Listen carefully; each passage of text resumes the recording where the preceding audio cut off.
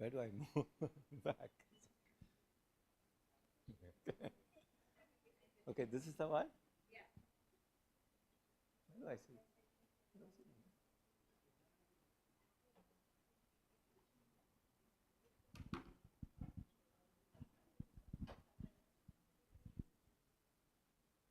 Is this the right position?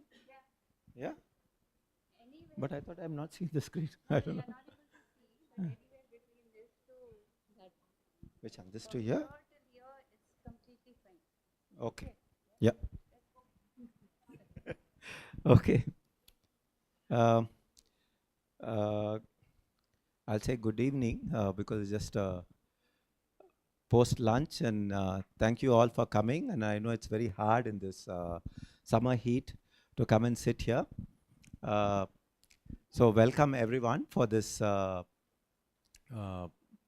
alum talk.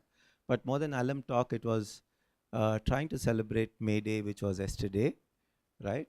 So we used to have a longish talk, but today we thought we'll call our two alums who are working in labor to talk about their work, right? Just to give you a little sense, May Day was usually celebrated for the fight of 8 hours of work, right? Which was 1885 kind of work. But you must also know that that fight took a long time. In India, it was only 1946 in the Factory Act that we just got 8 hours of work, right? So it's always a long fight to get to that time to get whatever your rights are, okay? But today we have not got any big talkers who in labor movement to come and talk, but I thought, why not call to people who are on the ground doing the work and to just share their work with us, okay? And today's topic which we chose was organizing the unorganized. Now, when we all talk about laws in this country, labor laws, and we are talking about the 4 labor codes and everything, right? What we usually talk on the 4 labor codes is for just 12% of the population, of the working population. That's the organized workforce, right? We have to keep this in mind, right? When you're talking about 84% of the workforce, they are not in any ambit of any law, right? I know people are asking what's happening in the 4 labor code, and I think that was one of the questions of it, right? And I usually say, so what? I mean, it's just 12% of the workforce, and we are talking here on the 84% of the workforce, what to do, right? So today's talk will be looking at the unorganized workforce, and we are not going to do about the unorganized workforce. It's like this, it's like that, you know. It is unorganized, all that, whatever, no working hours. I mean, we Labor Day is for working hours. Here we don't have any working hours, right? Below minimum wages, child labor rampant, no safety, no PF, no ESI. So all that is what constitutes an unorganized workforce, right? And that is what the real problem of this country is, right? Of organizing this whole workforce, if you really want to do something. And I know the labor codes is there. There's a mention about it. The mention is about that we'll give social security to the workforce. That's what it is mentioned here. So what we will try to do today is looking at 2 of our alums who have worked, who are working, not worked, but are working every day of their career now, who have made up their mind to work there, mainly because it's really difficult to get our students to work in labor, okay? We have students working in everywhere, but you will have only a handful of students who are working on labor, okay? It's a very hard work to do there, I suppose, compared to others. But we have now, and also calling others, because yesterday was May Day, everybody was busy and all that. So today we have 2 of them, and we have Bhakti, who passed out in 2020, right? And Nitesh, who passed in 2023, right? 22, right? So both of them together will talk about it, but let me introduce Bhakti. So Bhakti passed out in 2020 when the COVID just hit, and I think she just walked to Aajeevika and said, I want a job, and she got it, right? But more than anything else, of what Bhakti's work is that when she was in the university, also she was interested in labor, and I remember she was one of the first one who went to Kamatipura and said there was a problem of real estate there when she came back to present it, right? So Bhakti has been working on the ground in Mumbai, okay? And why I wanted to say on the ground is that you hardly find a handful of women who are actually working on the ground, okay? And Bhakti is one of them. I mean, there are a lot of them, one or two of our alums, but Bhakti is one of them who have been hardcore working on the ground, because when women work on the ground, usually when women work on the labor issues, it goes into like they work with domestic workers or they work with women workers, right? Bhakti didn't do that. In fact, Bhakti worked with factory workers, making meetings at 8 o'clock in the evening and 8:30 in the evening, and that is what she will talk about.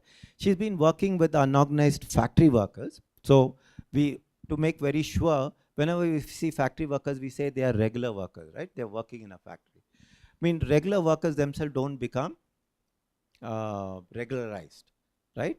What in India, what has happened is most of the regular workers are also subcontracted or on contract. Now that is what I said. In the end, you'll have only some 12% of the workforce which are got all the benefits, okay? And all the laws which we are talking about changing the law, it's for that 12% of the population what we are talking, working population, okay? So today we invite Bhakti to talk about her work in Mumbai, especially in the chemical factory, where the chemical factories are there in Mumbai. She's worked there. She's trying to organize the workforce there. And without further ado, I'll invite Bhakti to share her work. Yep.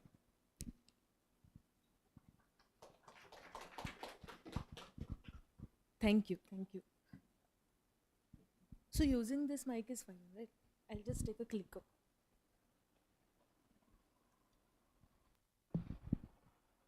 So I'll start with Zindabad. जग रहे हैं लोग सबको क्रांतिकारी जिंदाबाद. So मेरा नाम भक्ति है. My name is Bhakti and I work with Aajeevika Bureau. It is NGO which started in 2004.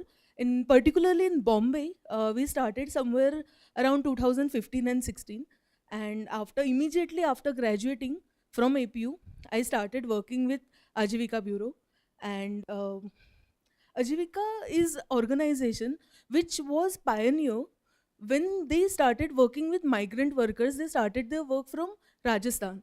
So they were pioneer in them ideologically also to work with migrant workers.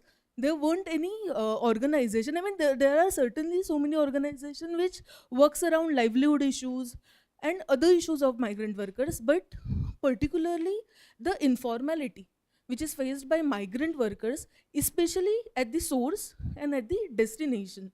So there are organizations which take care of other aspects of issues which are faced by them, but particularly at the workspaces, what all the informalities workers are facing, what all the challenges that they are facing, and what could be the feasible solution. Because if we come up with some ideal solutions, it becomes very difficult for people like us who are kind of executing them, as well as the workers who are part of the entire process. So what we try to do even now is to understand worker from their own point of view and organize them in a way that we will collectively do the brainstorming on what all the work conditions are, what all the safety issues are, what are the, is it still work? Yeah. So what all the work conditions are, what are the safety issues are, along with safety issues, what are the safety measures that they can they demand while doing the work, and what are the other issues that they are facing. Because when workers come to the cities, they are the single male migrant workers who are coming and doing their work, so they do not have their families with them.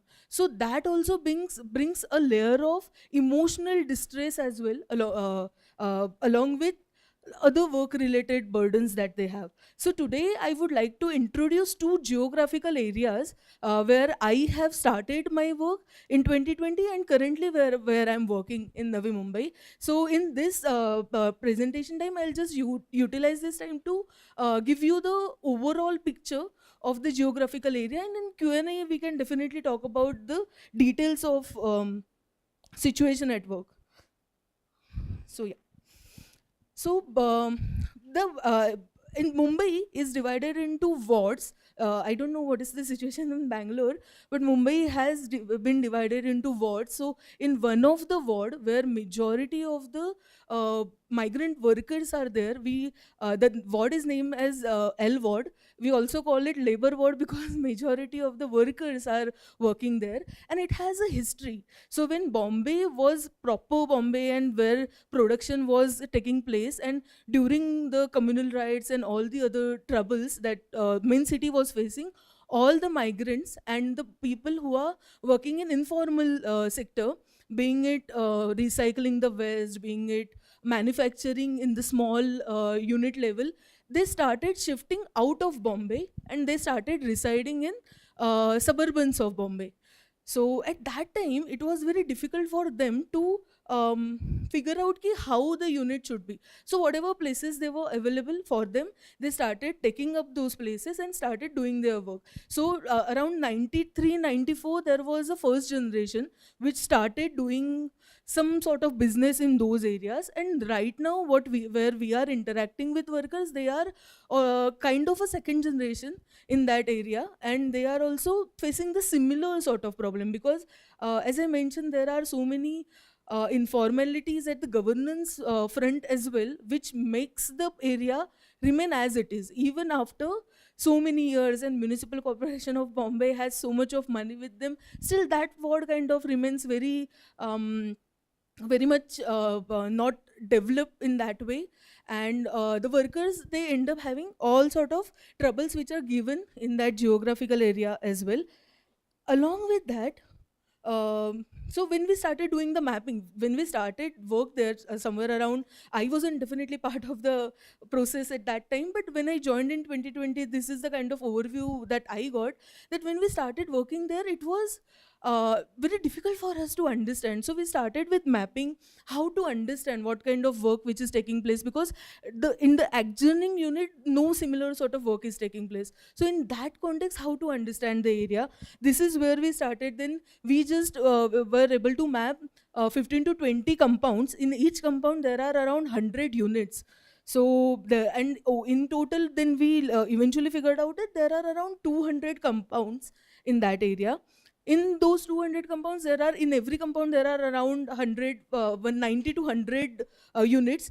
Each unit has minimum 2 to 3 workers, maximum 5 to 10 workers, and very few compounds, those who are garment factories and other layouts, they have more than 25, 30 workforce. But the work conditions are as shown in the picture.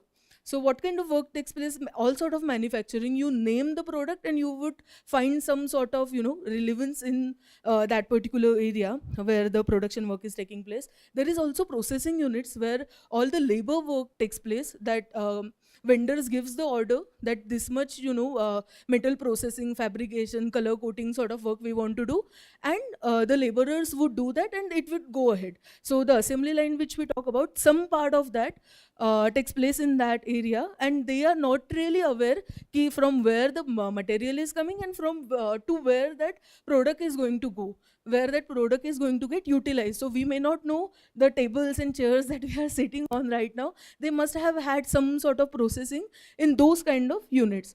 And along with that, the major market which has always been there even before this sort of transition, that garment and manufacturing units started going there, the indigenous work of that area has always been recycling work, all sort of recycling work. So during COVID, it was really funny that all the beer bottles and all the liquor bottles were the majority of the recycling work that workers were getting at that time. So including all the work which is hotel management, hotel industries waste, hospitals waste, and all the other sort of work, waste which gets generated at different level, that gets processed in this area. And what workers get, so when workers are handling with this kind of products, they do not really get any safety or any other gears that are required to deal with that. So if you would see the person who is handling the bottles, he is handling with bare hands, so that leads to so many accidents at the place. And since workers are who come there since worker who come there, so what are the challenges that we are facing while organizing those workers? So workers who come there, they come through their social networks. That worker as well as the employer, they more or less belong to the same part of the hometown where do they come from. And when they come to this sort of cities, that employer would be the only sort of reliable source for them. So that makes it very difficult for us to interact with those workers, since they stay at the work site, they have long working hours, there is no designated working hours for them. If they get a order which needs to be processed in 2-3 days, they would end up doing the work for almost 20 to 22 hours in a day.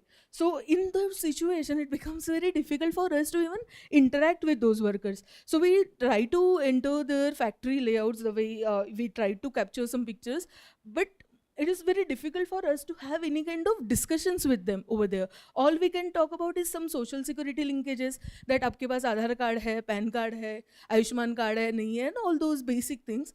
But when those workers really come to the centers, we can actually ask them what all the work conditions they have, how many safety gears they get, and what kind of issues they face. So these are the issues which came from the workers while organizing them. So it's very difficult for them to get the job. Of course, the labor is in surplus, and the kind of production which takes place is very less, and and employers are not really in a condition in this particular area to pay the workers well. So they can't afford to have too many workers doing too much all the work. They hire few workers who are multitasking and doing all sort of work. If, for example, if jeans manufacturing is supposed to happen, so ideally for each step of jeans manufacturing would need one particular kind of a skill set. But what employer tries to do is ask 2 to 3 workers to do the entire production sort of work processes. So in these conditions, workers barely have some time to think about and come, to the centers and discuss about what their real issues are. So through different discussions that we conduct at the center level, we try to probe these kind of questions with the questions like how much resting hours you get, if you fall sick, what you do. So there is, if you would see the workplace, they do the cooking part right there, and they sleep over here. So if the production work is going on, and if somebody falls sick or somebody meets with an accident, there is not really a place for them to sit. So majority of the time when we have seen that workers access our center the most is when they are injured. So they do not really have space to sit inside. They really want to take rest. So either they go to the garden or open spaces or come to the center. And that is the time where they actually start talking about what is happening inside and what difficulties they have at the workplace. So that's one part of it. So we thought, as an organization as well as a labor organization, as a labor collective, that maybe we are in this kind of an informal settlement where the land use wise land is supposed to be utilized for greenfield, and that is getting utilized for manufacturing, and that's why the entire land use wise there is informality. Employers are paid the way we have petty contractors. Employers are very marginalized, they are very small, so they do not really have any profit margin, they work on thin margins. That's why maybe the condition of workers is as such that they are not getting the basic facilities that they are supposed to get. So that was one kind of a motivation for us to move to the formal MIDC areas, where the land use wise area is designated for industrial purposes.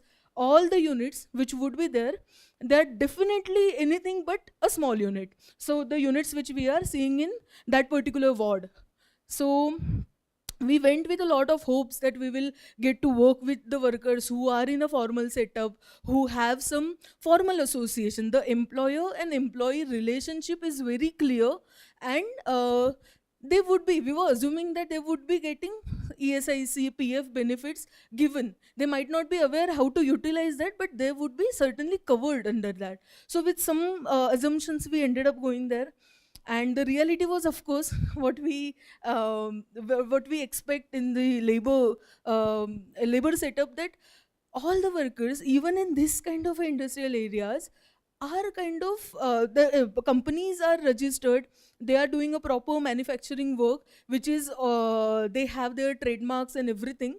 But the kind of work they are doing, they are getting it through contract workers. So all the workforce that they have, except some 15-20 workers which they are supposed to show, they all are other workers are working on the contract basis in those factories. So, and factories are not usual factories where metal processing or some other processing is taking place. The factories are also very dangerous sort of factories where they handle the chemical. And there, when worker have these issues that they do not get a proper safety gear, or they do not get proper safety the mask which they should be wearing, and also the other challenges that their body may have larger impact over the period of time. So when worker start working in this kind of a factory areas at 19, at the age of 19-20, they start their work. Why? Simply because in normal metal manufacturing work, the wages would be some 300 to 400 for unskilled worker and 450 to 500 for skilled worker.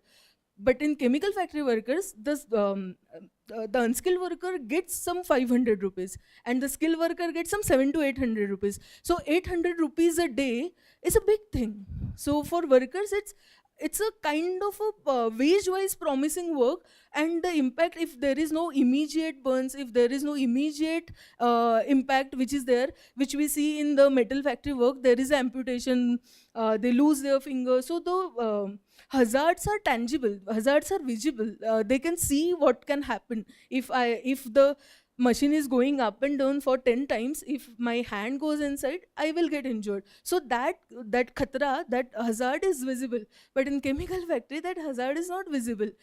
So what worker end up doing, and none of them are having any kind of specialties in handling the chemical. So I mean, the topmost management people, they certainly have that understanding, but nobody really believes in passing on the knowledge. So how a metal worker would know his work, those who are doing in job manufacturing and all, if at all they have to make a valve or a tab that we use, or any sort of machine part, they would start from unskilled worker to skilled worker, and the ustad will teach them how to make that job, and machine would do majority of the work, and worker would do the following sort of handling sort of work.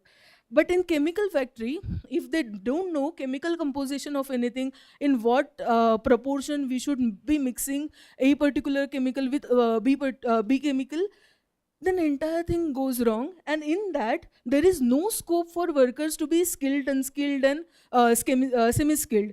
So what we have experienced during this particular, I'm so sorry,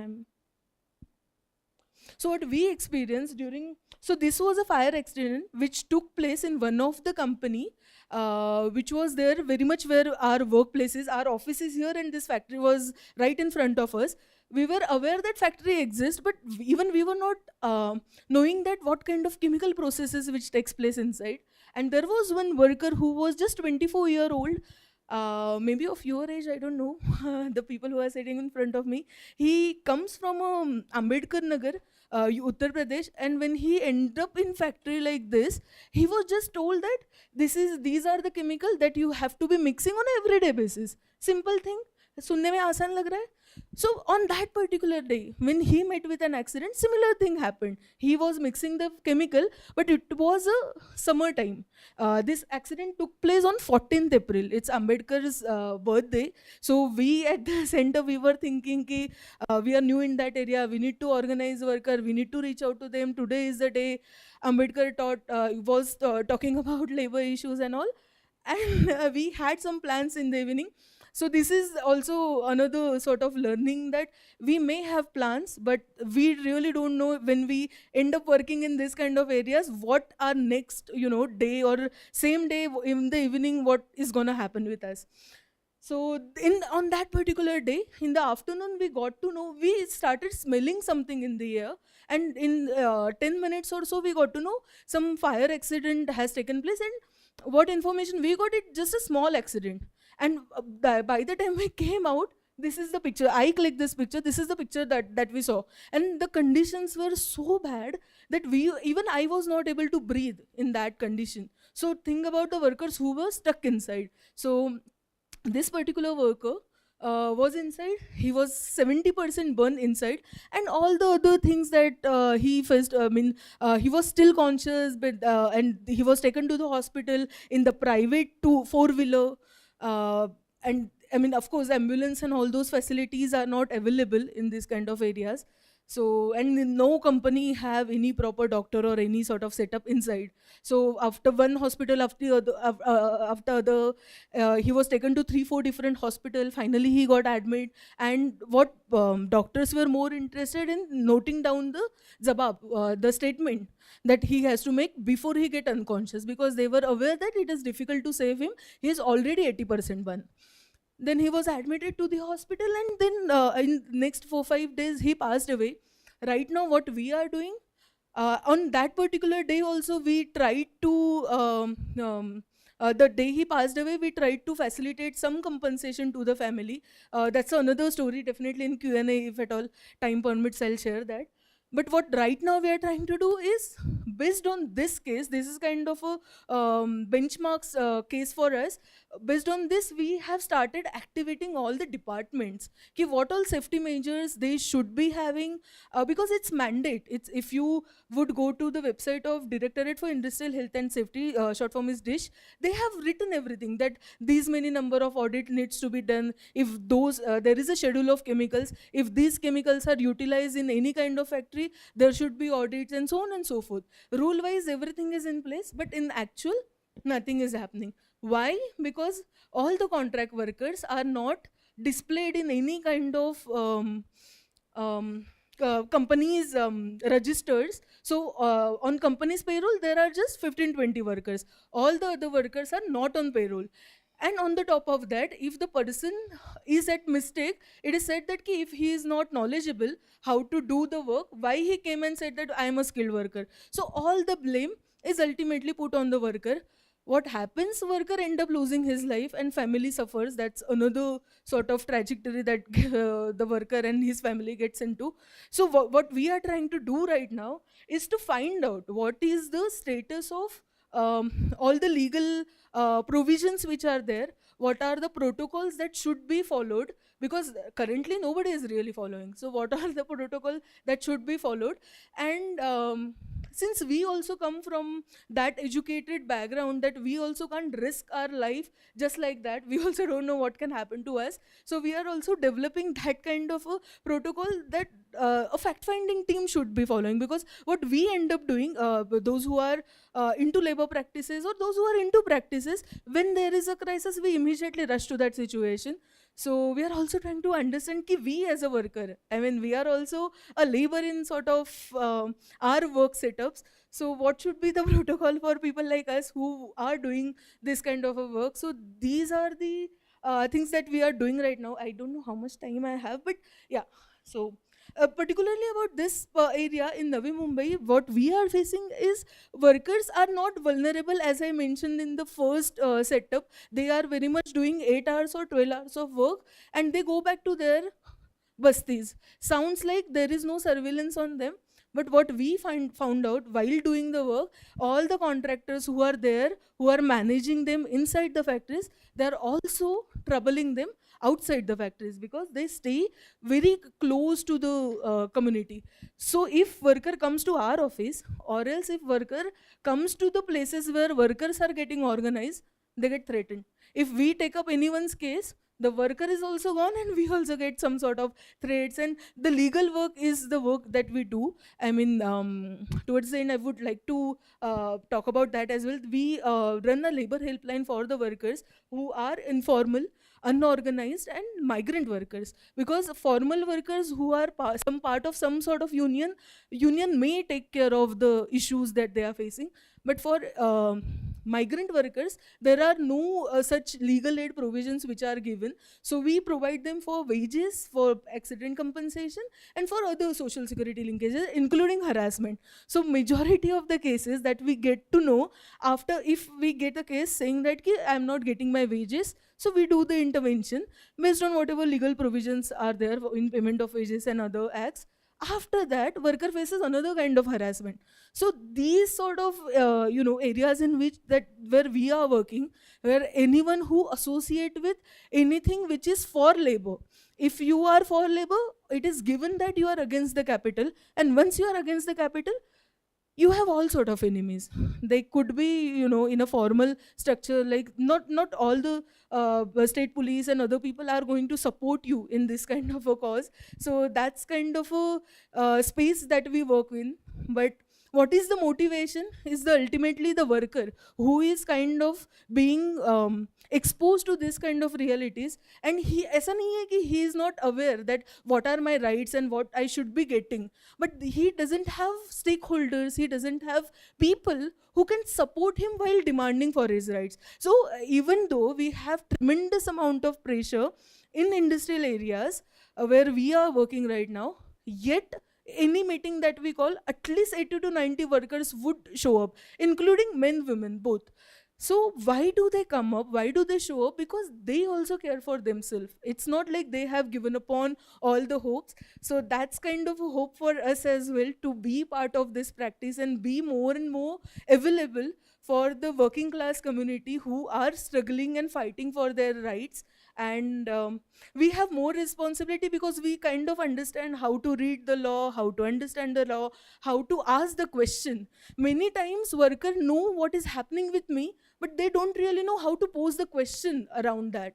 So for that articulation, for that mobilization, and worker is also somebody who works for 12 to 14 hours and he doesn't really have time to take the leadership. One worker cannot do that. So unless and until we organize them to the level that some of them can give up on whatever regular work they are doing, and union could be supporting for that.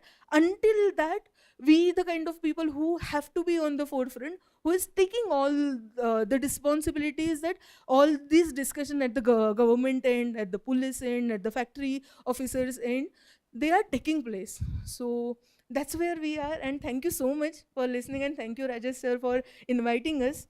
And yeah, over to you. Thank you, Bhakti, for that wonderful talk. So next I invite Nitish. So before he comes, just to give a little background of what he works. So Nitish, I remember meeting him in Delhi soon as after he joined work there. And I remember he came to talk to me and I said, how is work? And he said, I don't know whether I'll be sticking there or not, right? But then as things happened, as what Nitish can say, is that Jen Pahel at that time was working with street vendors in the periphery of the city in Delhi, but they also started working with the delivery boys. I think at that point of time they started working, and Nitish jumped into it. And more than anything else, at that point of time is where the first kind of activism happened at warehouses. Okay, now just to give you a little background on warehouses, is that we all know now that we shop online, right? Amazon, Flipkart, Miso, Geo, whatever it is. I mean, you just have to go near the gate, we know what it is it not? You just have to go stand there and know what which website you're all buying from, is it not? But the thing is, these all come to you so fast is because around the city, there are a lot of warehouses. Okay? That is why they are able to come and give it to you in that fast. And this warehouses is where you have to, in the warehouses also outsourced in a sense to a different company. And that company actually outsourced, the labor also is outsourced. So, you know, it's outsourced. Everything is outsourced.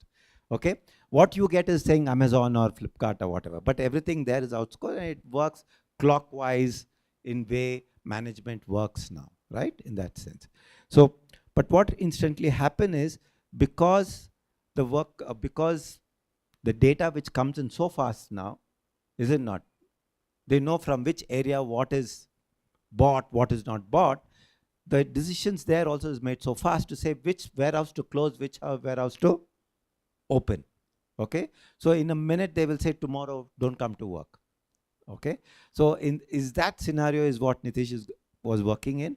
So he will give you a little sense of how to organize workers there and how they are working on it. And one of the success was to organize the warehouse workers there, and they got some kind of a compensation on working with one of the bigger brands there. So with that, I'll invite Nitish to talk on his job.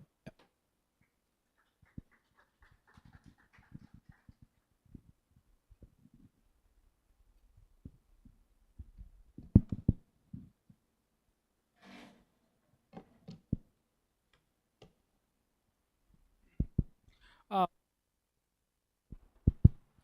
yeah. Hi, everyone. It's good to see everyone out here. And I'm very happy that I'm back to the campus. Few years back, I was sitting here learning few lessons from out here. And since what I learned throughout the campus, stay here, somehow I managed to apply on the field, I guess. So today, I'll be talking about warehouse workers mostly. But before that, I would like to introduce what I do, where I do, and what kind of interventions I do. So I work at Janpel. So Janpel is a non-for-profit organization, and we are usually working with the service sector workers, service sector distribution workers, primarily focusing on their rights, dignity, entitlements, all of that. But particularly my interest in the initial stage of working with Janpel was warehouse workers and gig workers. Well, during my last stay in the campus, I still remember that talking to Professor Gayatri Menon, and I was very confused. Ma'am, what should I do? I don't know which sector I should choose. And ma'am came up with an idea that why don't you choose labor, right?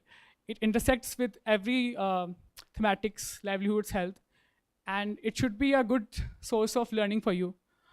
And after 2 years, I feel I took a good decision listening to ma'am. And yeah, that's it. So yeah, coming to the point. Organizing warehouse workers, addressing emerging issues and interventions. So before I start, I would like to take you a journey. Sorry.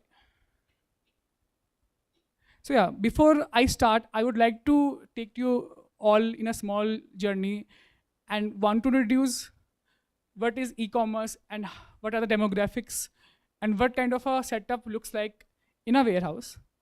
So if you see in a larger context, the warehouse is going to hit around 300 billion US dollars by 2029. That's how the big business is going to be look like in upcoming few years. And it's going to pull out a lot of people, especially the workers, in this particularly e-commerce, right? So right now, if we see in a larger context, two dominant players in this emerging e-commerce sector, leading a dual play, attracting millions of contractual workers. So wherever you go in a big city, you see at some place or another, a big chunk of warehouses are getting operated. From the place I work in, it usually adjacent to the NCR region, National Capital Region, where the big warehouses operated. So now I'll like to take to a basic understanding of how warehouse workers generally work in a setup of a warehouse and how does it look like. So imagine you all have an app in your phone and you just found, you saved a lot of money and you one day decide, okay, aaj mujhe phone lena hai. So when you go through an app, you order a phone. So what happens in the background? So there's a journey of it. The fingers you're using to tap into the screen and the actions behind happening in the app. It's important to understand the different workers are, engaged in it. So for example, if I order a phone in the app, there's a notification goes in the fulfillment center. So fulfillment center is a warehouse where a huge chunk of cell phones, these warehouses usually bought it from the suppliers, right? So the picker picks the phone from the fulfillment center, and he usually picks it and give it to the packer, where the packaging happens for the phone. You should be surprised that that picker usually walks 15 to 20 kilometers in a single day. Yeah, you heard me right. 15 to 20 kilometers in a single day from one station to other station. And he or she is usually doing on a regular basis for sure. That picker gives to the packer, that packer gives to SLAM. So what SLAM is, usually when you see the white thing which have addresses in it, sender, receiver, whatever, that's SLAM. Sorting, usually what kind of sorting is happening? For example, there are a lot of products lying on the station and they sort it out, right? Tagging, they usually tag it, and then they usually send to the different locations. But if you see a packer packing a phone, you will feel like that packer is packing in a fast forward mode. Her and his or whatever hand won't stop. So one day, one of the video I saw, I was like, "Isko fast forward क्यों किया हुआ है?" And he was like, "भैया ये fast forward नहीं है, मेरा हाथ इतना तेज चल रहा है, right?" So this is how a worker is working, for longer period of time. So from now on, once you leave, imagine once you tap on an app, what goes behind that booking a pen, a sketchbook, or a good phone, right? So I just wanted to run you through that. We should think beyond that, right? That how the worker is involved in it. So why these warehouses operations usually in Haryana? What's the reason behind it? Well, I'll tell you that the minimum wage of compared to Delhi is around 10,600 rupees, which is usually less because these warehouses pays less and they can save a lot of money on that, right? Because if they opens a warehouse in Delhi, they have to pay their minimum wages, which is higher. And second reason is that connectivity with Delhi, because Delhi has high customer bases. So these warehouses where these are located connects to Delhi or adjacent cities, and which is particularly helping them because these are adjacent to the highways where transportation is good, big chains of transportation system is going on, and they usually fast forward it in a very good pace, right? In these areas, usually a big bunch of industrialization is happening. Expansion opportunity is good. The government is helping these warehouses set up in huge agricultural land, and they're just taking all of it, right? And one more reason is that there are huge human resource advantage because high out migration from neighboring states are happening from Uttar Pradesh, Punjab, and Haryana. So all of these factors usually helps these warehouses to operate in a way that benefit these big companies. Now I'll talk about the nature of employment. So these workers are usually 18 to 20 years of age, right? Pretty young bloods, very full of energy. And that's what the fun part is. These warehouse workers are usually work so much that these warehouses take every ounce from their blood, right? Because they're full of energy, they can do more, and a lot of labor can be taken from them.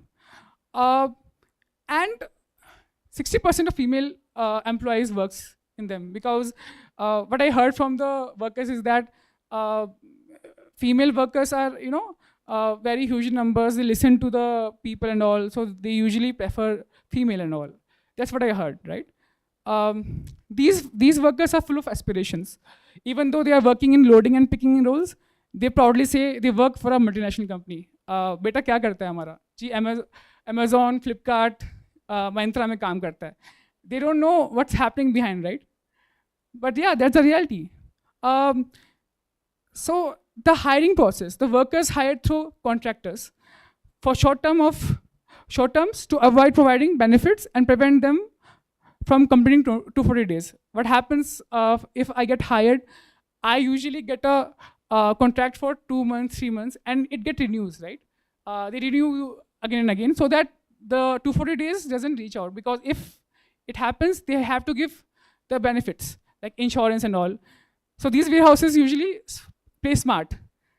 In this setup, there are two kind of workers works in alpha, which is part-time, regular, which is regular employees. So what happens in alpha? So alpha employees are usually hired for like with the same process. They send a CV, interviews happen, they call in, and you wait for 7-8 days, and they call you. But the fun part, the workers in alpha usually uses an app every day to book a slot, right? It's first come, first serve. And you get paid for the single day. For example, the regular employees, you get paid for throughout the month basis, right? But these workers are getting employed on daily basis, for example, the day you want to come in. So they get paid around that. So my target area are these workers only. I'll move to the third slide. So I want you guys to spend 1 minute reading this.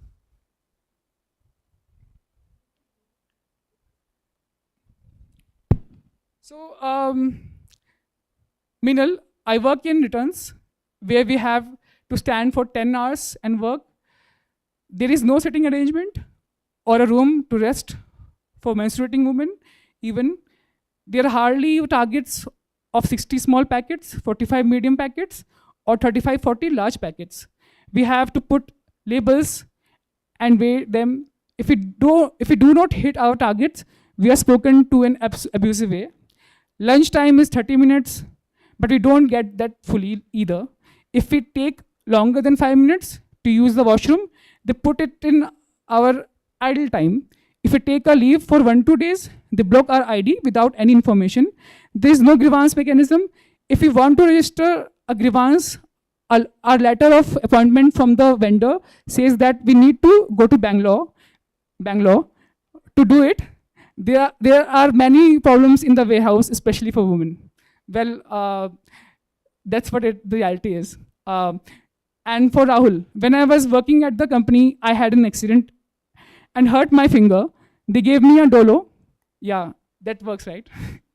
Made me wear gloves and made me work still. My finger continued to bleed and the blood started to seep out of the gloves.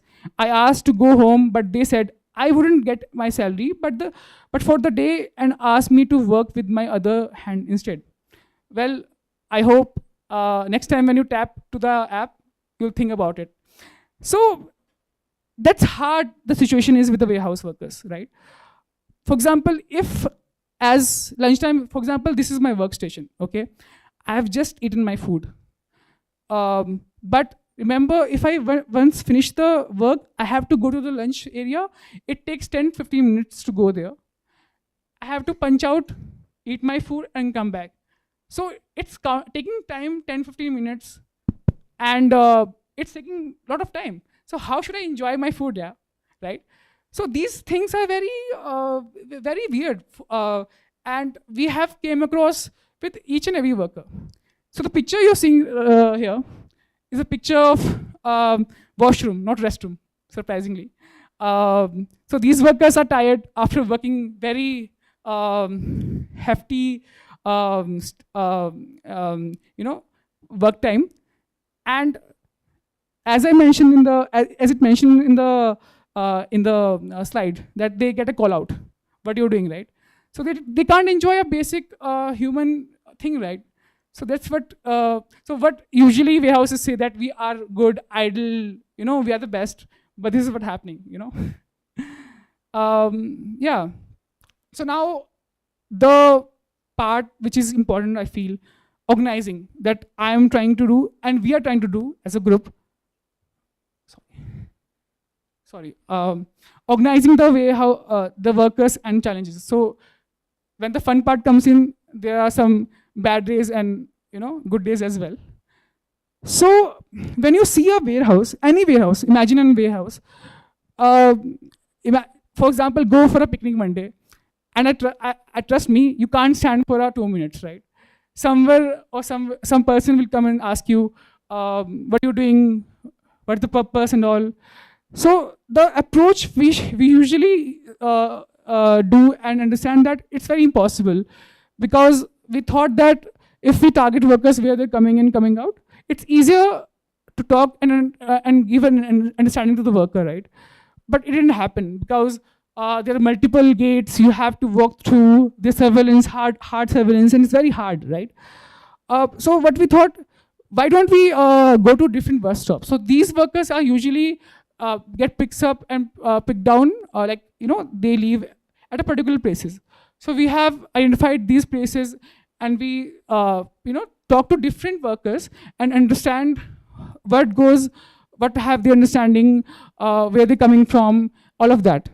And trust me, it doesn't happen in a single day. One day I just go, "Are yaar, kya chal raha hai?" Talk. They will not talk to you. It took us around 6 to 7 months just to talk to 20 workers. And those 20 workers, it happened with ice-breaking sessions. We are talking to them constantly, trying to tell them. And that's how we come up with 3 workers, right? And these 3 workers are working, like we made them understand the reality of warehouse. For example, for me as a worker, does 10 hours of work is normal, right? Or not? So we have to tell them, these are the things that allows you to work 8 hours. You can't do 10 hours. That's our factory act say, right? You can't work in standing position, all of that. So the basics should be there. We have to educate a little bit, tell them, aware them, these are the things you should be taken out of. So when we filtered out, we have did a lot of awareness and motivational sessions, meetings with the workers. We identify key leaders, inform them about their rights, and make them aware of the provisions of the Factories Act, as I mentioned. So we played as a facilitated role, right? We ask them, you are the leaders, you take action, we facilitate you. And somehow it worked for us, right? And we started thinking and realizing that these workers are now talking to different workers. So what happens in the warehouse, there are different departments, right? Slam department and all of that. And I have talked about it earlier. So we targeted different departments in the warehouse, and we talked to these people with all those resources we had, awareness, motivation meetings, and we started to build a platform, in that warehouse. So the platform when built, those leaders made leaders. For example, the slam department have a leader, the picking department have a leader. So leader, sub leader, all of that. So we came with an idea of making a leader and making them motivate and building a collective out of that, right? And for that, we are very tech friendly, I guess. We use different platforms, video conferencing, messaging apps, and the different kind of meetings happen throughout the course of weekly and monthly basis. And with that, problems also comes in, because in these warehouses, hiring and firing very often. So how do we make sure that these workers stays with us, right? Because one day they are in the warehouse and one day they are not. So we have to target a larger audience, larger workforce, so that these awareness camps or whatever is happening, they have a sense of it, and we have a stronghold on these workers. So we have seen various instability as well. I won't say that everything looks fine and all. There are days we're hard to manage Indian workers, and that's how these workers comes in, right? For example, these leaders are always going to the different places where they stay. They talk to them, they ask issues and tell them these are the issues, you have to fight for it, right? Also, during my initial days with the team and with the workers, we have done extensive survey. We went to the workers, we understand what they don't like, what they like. So with that, we come up with different set of demands. And when we came up with the demands, the workers started to understand, okay, wow, this is the issue. This is not something that I wanted to pursue, and these are my rights. And that's how we able to mobilize few people, few leaders that come up in a platform. And that's what it is, because the issues they are facing were not issues for them, right? So that's how it worked for us in somehow. So yeah, organizing the organized. So recently, a few years back, like 1 year, 1.5 years back, so one of the warehouse facilities closed down without giving any notice. Sorry. So yeah, organizing the organized, right? So few years back, we were able to do something good for them. So on one of the warehouse facilities closed down without giving any notice, okay? So these workers who were employed through a staffing agency were left without a job after they closed down. But we managed to organize action for them, mobilize them. The warehouse had to pay severance to hundreds of workers after their protest and strikes. So these learnings that we had in the initial stage of organizing helped us doing that, because we have some learnings and unlearnings, wins and loss in the back time for sure. And as sir mentioned during starting the conversation, that these warehouses are like, like these are, I mean, they think that these warehouses are ours, but it's also for us, right? The workers as well. So that's how we have told them that you can't do it. You can't just throw them out and without giving any compensation, right? So these are the things that moved us forward. And giving a larger context, that what helping us today as I stand now is that we have extensively worked with our campaigns. We tried to connect with different campaigns running across world on occupational safety. For example, Rana Plaza campaign, which happened a few weeks back. Campaigns which are usually happening across the globe. We tried to get them. I remember in the initial stage when we had action happening across few regions in Delhi, there are only 10-12 workers came up, right? And we were like, "Arey yaar, kya yaar, kuch ho nahi raha hai."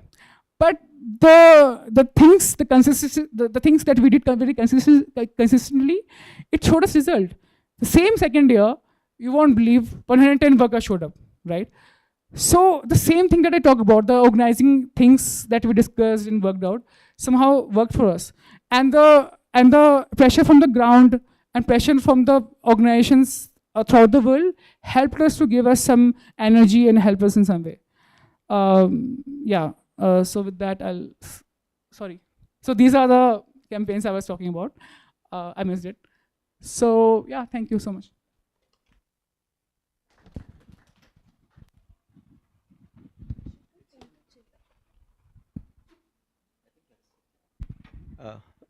Thank you, Nitish. I forgot to tell you that when I actually met Nitish that time, he said, "I'm so frustrated now. I want to go and work in the warehouse to find out what it is." I think that I said, "Are you really going to do that? Find job in a warehouse to know what it really is happening there?" It's good to know that he actually found out what is really happening there. Yeah. So we'll just open up for the questions, and if it's not coming, I'll also give in. Any questions? Yeah. Anyone? No questions? Yeah.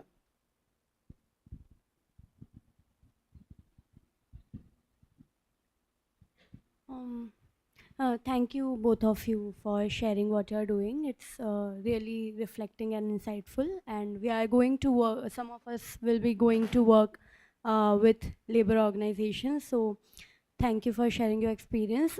Bhakti, I wanted to know more about your experiences with women, as there are a lot of vulnerability which you expressed with workers. I want to know more about, particularly about women workers who are involved in your factories, and what kind of advocacy you are trying to do with them. No, we're collecting questions, no, right? Yeah. So thank you for the question. I mean, most of the time when we talk about workers and particularly migrant workers, majority of the time the dominance is of male worker. So in the case of first geographical area which I was talking about, there are barely any women who are working in those kind of factory setup, and the condition is equally poor. There is no separate toilet for them, and working and the drinking water and any other facilities which are supposed to be there, but it's not usually available. They have to use the common resources which are there in the company, and usually they are the ones who do the up and down. They do not stay at the work site, so they barely get that work opportunity, and usually it's a unskilled work that they get offered. In the second geographical area which I was talking about, there I have seen that all the unskilled work, being it housekeeping, being it tea making and pantry sort of work, being it uh, unskilled work within the company, packaging and all the other work, is done by women. But over there the informality and the difficulties that they face is none of the women worker are part of the main attendance register which is there. So all the male worker would say that ki company knows that I am a contract worker and I am working with them. But one of the instance which our union member, collective member, she's shared, her name is Savita. So Savita Didi, what she told me once, when I was having last year on 8 March, I was having discussion with them. So I was asking them ki what all conditions are there. So she is like, there is no place for us to sit. She does both the work, housekeeping as well as chai banane ka kam. So she is like, there is no separate place to sit. All the male worker gets uniform and everything. I don't get anything. I have to wear a sari and go. And whatever this thing, attendance and salary slip I get, they write it with pencil just to give me कि ये आपका salary. She earns some 9,500 के आसपास, and she is like, whatever they give me, the parcha, it gets vanished by the time I reach home. So that's the level where women are treated. So definitely it's very, they are invisible in the amongst the other invisible workforce.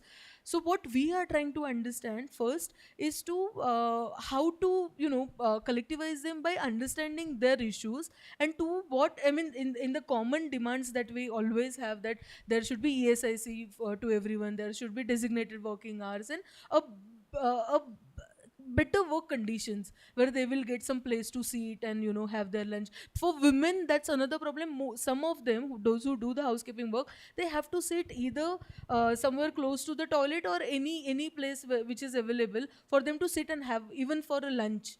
So that's the condition in which they are working. So right now the struggle is they are nowhere. If at all we will go and say that Savita Didi works with this company, they would say that there is nobody called Savita in our premise. Next day onwards she would lose her job. So that's the level of precarity which they are dealing with. So, but they do have 8 to 9 work hours, because nobody wants to risk that evening में उनको रखने के लिए. So they just have one shift which starts around 8:39 in the morning. It ends around 7:30 in the night.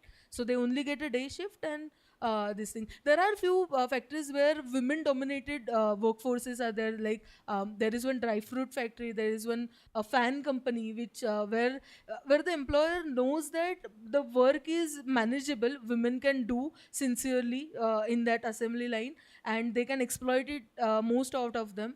But and also know that we don't really need to pay them anything. So in if a male worker would ask for 400 and 450 rupees, women worker starts with 200, 250, 300 sort of thing. I never heard any women worker getting more than 400. So that's the situation in designated industrial area. Yeah.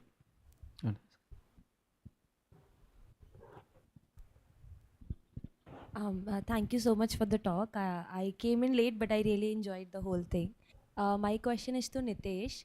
I wanted to know more about your experience with advocacy, and if you could share what are some of the demands that you are putting forward in this. So we are trying to we're trying to engage international stakeholders as of we are so one of the things you know what is Black Friday, right? So Black Friday happens by end of the November, right? So we are running a campaign. So we are trying to build a campaign on Twitter, on social medias, and pull out the attention of the general public, and to make them understand that the sale that you're getting on Black Friday, there are a lot of workers that involved in it are getting affected by it, right? So we are trying to do you know making the people empathetic towards the workers, but connecting the different realms of people working around the sector, especially in labor, because I feel this is untouched. The organizing work in warehouses are untouched, because if you see the larger picture of it, you will never hear these kind of stories happening. You might be hearing stories of waste pickers unionizing, or maybe others, right? So I feel these kind of advocacy that we're trying to do, and we are trying to educate the people by linking it with the different campaigns on occupational safety and health, so that people have a sense of it and be empathetic. Coming to the demands, we do have a few of the important demands. For example, one of the important demands we're asking about the wages that I've mentioned, right? Why do you give NCR and Delhi wages, which we are like asking 25,000 दे दो यार, है ना? जो दिल्ली का दे रहे हो वही आसपास के इलाकों में दे दो, so that the workers is happy, and you are already making a huge chunk of money, yeah. So why you will get sad about it, right?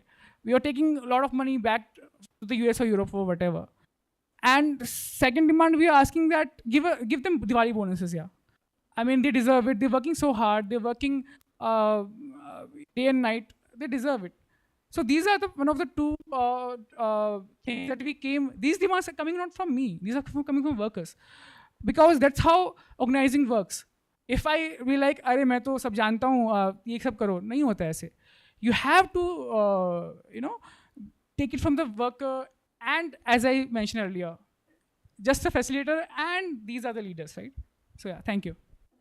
Yeah, just a add-on, right? I mean, the add-on is when you're looking at warehouse work now around the cities, around the periphery of the city, and what he said is a lot of women workers. This is where the previous agriculture workers, which were there, right? And also as women's education is increasing in rural areas, who are finishing 10th, 11th, 12th, who don't want to go to agriculture, are just finding work in the warehouses. You got it? So that's where the shift is happening with women's work. You got it? Previously who are in agriculture now, and as education increases, you are seeing the photo, right? Young people saying, oh, now I'm going to factory now, I'm not going to do agriculture work, right? So for them, it's a huge jump in that kind of a thing, right? I'm now working in a factory, not like what my mother was doing in agriculture. But then it again comes, then it becomes a lot more difficult for you to organize at that level, right? To say, why do you want to agitate what we are doing, right? Yeah. My question to the Bhakti, just you said the incident happened in Navi Mumbai, and you just informed the fire department to check they're taking the safety measure or not. So I think they did not have any kind of certificate, just they are unorganized. And another thing is that it might be create a fear among that will do not hire the person who are just unskilled. It might be lose the people who's coming from other part of the country might lose their job.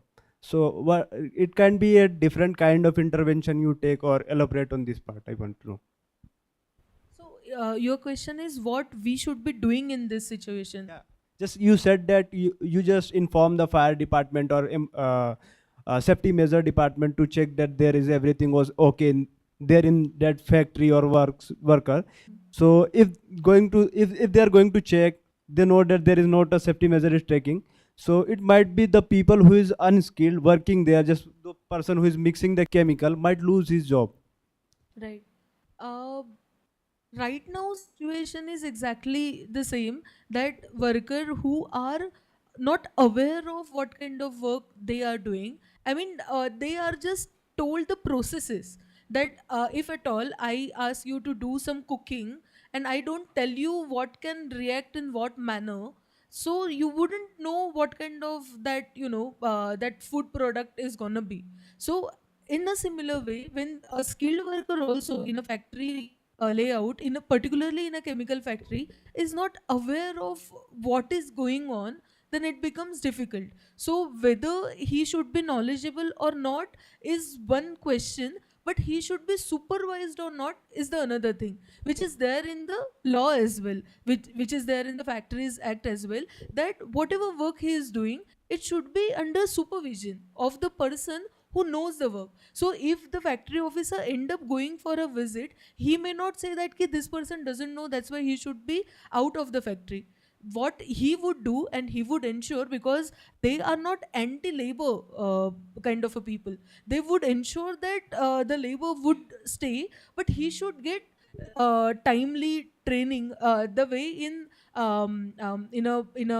in a construction line or in a manufacturing line, we have a toolbox training in the morning, but in chemical there is no such toolbox sort of thing. So what even at the circular that they have at the dish department as well, what they ensure that each and every person, so security guard who stands outside, he has nothing to do with what is happening inside. The loading unloading worker doesn't really know, but can we say that since he doesn't know, he can't do the work? He would be very much crucial part of the factory's work. What they expect according to law is everyone should be aware what kind of chemicals are stored inside our factory, people who are inside the factory as well as people who are outside the factory, especially at the security gate, at the reception gate, there should be display of everything. The way you have in your canteen, aaj kitna khana waste hua, that kgs of that, in a similar way every factory should have that display, कि how many chemicals are there, how much of quantity is there, and if at all the given quantity which is there, so they can stock up to the 2 months of requirement. So if it is going beyond, then they should justify to the factory officer why they are storing in extra, and even in storage they should have labeling for that. So all the worker who are working inside the factory, they should be getting training for that. They should be getting training for what all chemicals are there, how, what which chemicals are flammable in what condition. They may not know the chemical name of the thing, but they may know ये लाल रंग का है, ये धूप में जाता है तो ये होता है. This is a yellow color powder. If it gets exposed to so and so thing, it will combust, it will burst. There would be fire which can take place. So all those things which are taken from the safety point of view. So as far as my knowledge, no one's labor would get compromised there, but with knowledge they can ensure maximum safety at the workplace, and indeed they are supposed to do that. Problem over here is they are not doing it. So what we are trying to do is inform the factory officers that in so and so company, so and so chemicals are getting utilized. Do you have a check on that? Okay, how many how they are storing, how much storage they have, how much awareness the workers have.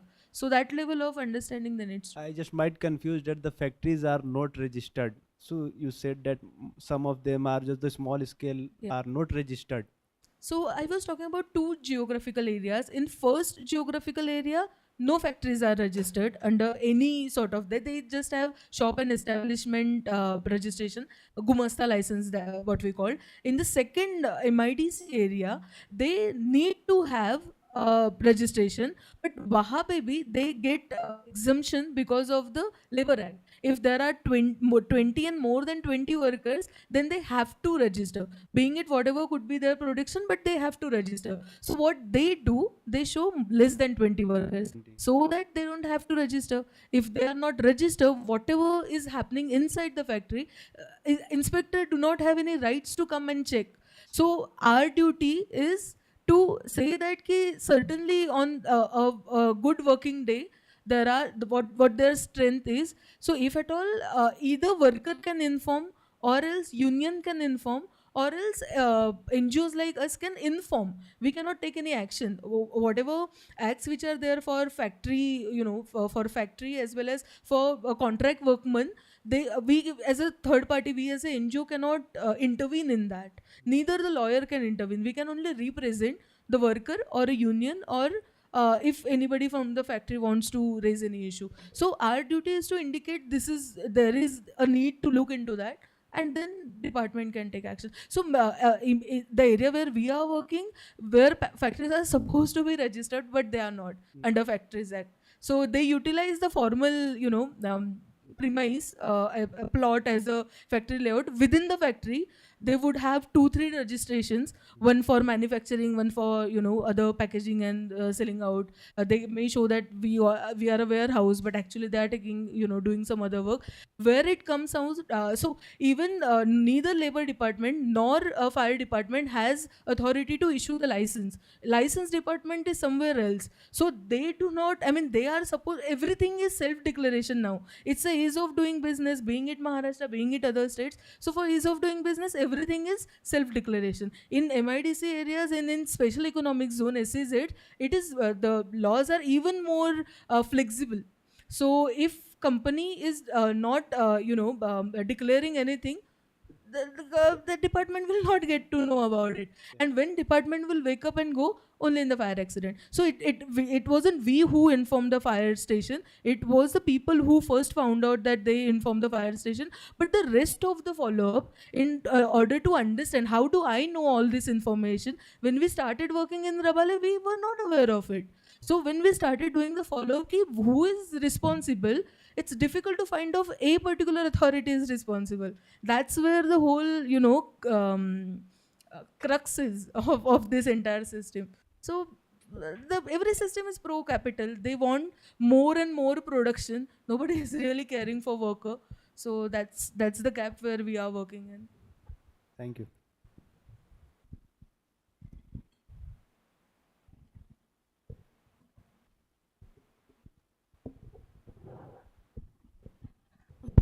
Do I understand there are some limitations of how organization plan to work in certain areas, but my question goes into the family of these workers. So let's say the dry fruit factory you are talking about, if my mother is working there, and sometimes I accompany her to work and I also learn bit of packaging and all, it's high probability that I'll also join the same thing, right? So do these organizations also work on the newer generation to how we ensure their education, give them scholarships, or just give the exposure that this is not something which you should do? If you want to, that's the up to the family, but how the education thing is going on in families. So your question is, do company take care of that? No. How the family dynamics is. Dynamics. So I mean, within a company, we have seen that all the even the second geographical area which I was talking about, that there also we are seeing the second generation of workers are coming in. Somewhere in 92, 93, first generation started working there. Now the second generation are kind of going in a similar sort of workspaces, but they have little more skill set.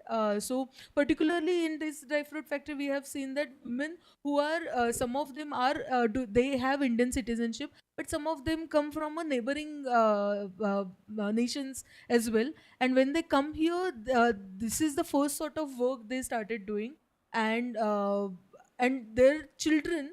I mean, I know around 4 to 5 women and their daughter, and some of them have their daughter-in-law as well, who is going to the same factory and doing the similar kind of a work. So that's there.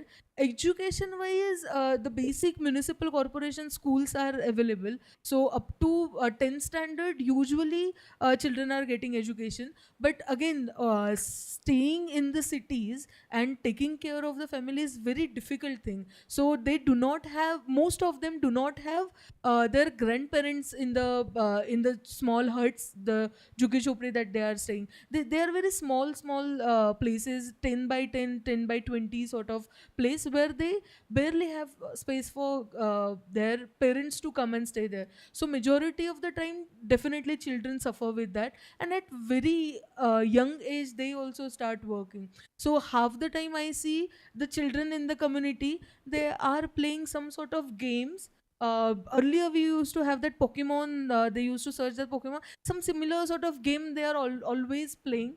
They are indulging in so many activities that they are not supposed to. And in very early age, they start working in the factories at very unskilled level. And sometimes they also face this problem that the children who are born and brought up there, and if they don't get their wages, so what is the difference between we going and doing the mediation and they doing for themselves? So if I am working in a factory, I lose, leave the job because of course I'm not able to work, and my friends get to know that I haven't got the salary, they would go and start harassing the employer. So these kind of things also they are doing. That's why communities, immediate neighboring communities are very infamous. So many times it happens that somebody goes to the company, says that Ki, I come from this area, I want to do the job. They are like, we don't have any opening, you just go. So that sort of challenges also second generation is facing. So only those who have some goodwill within the company, they manage to get their children as well, and they have some commitment for their work. I mean, this company is promising in giving the work. They may not getting other benefits, so definitely they ask their children to come. Education-wise, still things are very difficult. Anganwadi, Balwadi, municipal corporation, schools are there. Few colleges are also there in vicinity, but barely students go and work there. Study there, and very few organizations are also working in this area for this sort of issue.